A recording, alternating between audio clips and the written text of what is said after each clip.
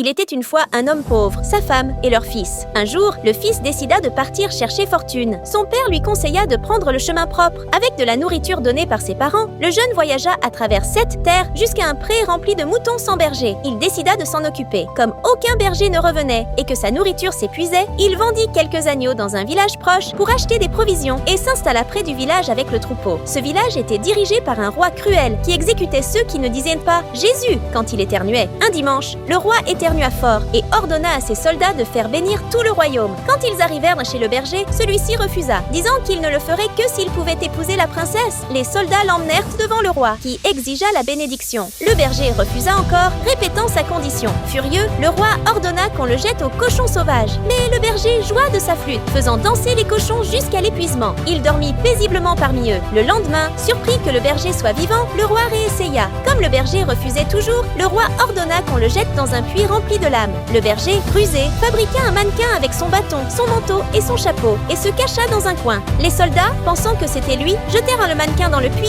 et partirent. Le matin, on entendit de la musique. Le berger, vivant, jouait de sa flûte. Le maréchal le ramena au roi, qui exigea encore la bénédiction. Le berger refusa. Pour le 3e châtiment, le roi enferma le berger dans une tour avec des hiboux qui devaient en lui crever les yeux. Mais le berger joua de sa flûte et les hiboux dansèrent jusqu'à s'endormir. Le matin, le maréchal le trouva riant, joyeusement, émerveillé. Le roi tenta de l'acheter. Il emmena le berger dans un carrosse doré, à travers une forêt d'argent, un étang doré rempli de poissons d'or, puis un palais de marbre aux murs de diamants. À chaque arrêt, le roi offrit ses richesses pour une bénédiction. Mais le berger refusa, répétant qu'il voulait épouser la princesse. À court d'options, le roi céda et annonça le mariage dans 2 jours. Le royaume fêta l'événement avec un grand banquet. Pendant le banquet, du réfort fit éternuer le roi. Le berger en profita pour le bénir sans arrêt. Que Dieu vous bénisse et vous donne bonne santé. Il le fit tant que le roi le supplia d'arrêter, promettant sa fille, ses terres et son royaume. Le berger épousa la princesse, ses parents emménagèrent au palais et tous vécurent heureux. Abonne-toi et aime donc la vidéo pour la suite.